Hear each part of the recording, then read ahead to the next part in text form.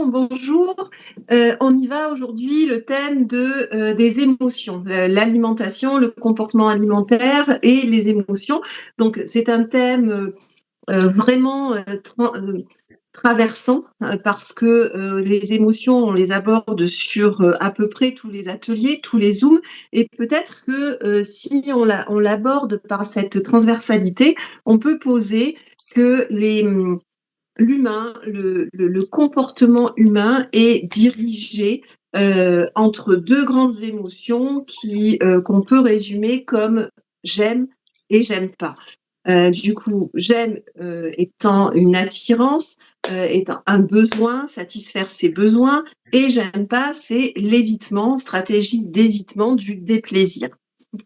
Cet évitement du déplaisir et cette attirance, ces deux polarités-là des émotions, sont très, très présentes, et vous le sentez bien, dans le comportement alimentaire.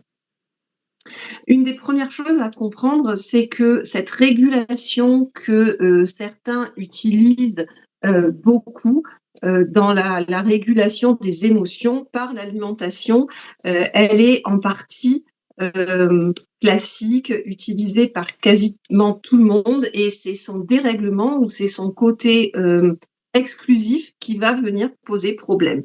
Donc, c'est à partir du moment où la régulation émotionnelle est faite exclusivement ou quasi exclusivement par l'alimentation, il y a un problème. À partir du moment où la réponse est alimentaire, il y a un problème. Alors, la réponse alimentaire, elle s'inscrit très tôt dans notre histoire. Elle est à la croisée de l'éducation, de la culture familiale, de la culture de la société, et puis elle est aussi neurologique. On l'avait vu plusieurs fois avec les ateliers avec Viola, de cette régulation hormonale, de ce circuit plaisir du cerveau qui pousse à se faire plaisir, qui pousse à reprendre du gras, du sucré pour apaiser quelque chose, pour apaiser des tensions.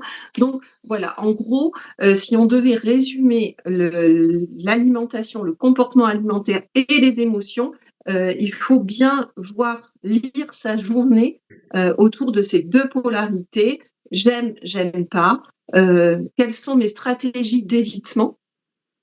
Qu'est-ce qui fait que j'ai des frustrations? Quelles sont lister les frustrations un petit peu de la journée, par exemple, les tensions de la journée, et ne pas faire l'impasse aussi sur les pics émotionnels, qu'ils soient positifs ou négatifs. Trop souvent, on associe les problèmes alimentaires ou problèmes de comportement alimentaire, notamment de pulsion alimentaire, à une tension, à quelque chose de négatif.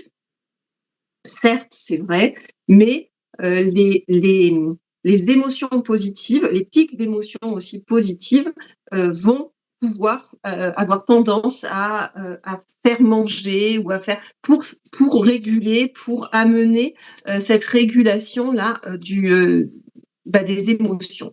Donc, positif ou négatif, ça peut faire manger, ça peut distordre un peu ce comportement alimentaire. Et c'est cette lecture qu'on va voir aujourd'hui, on va la développer là dans l'atelier d'aujourd'hui, c'est cette grille de lecture de votre journée qu'il faut mettre en place.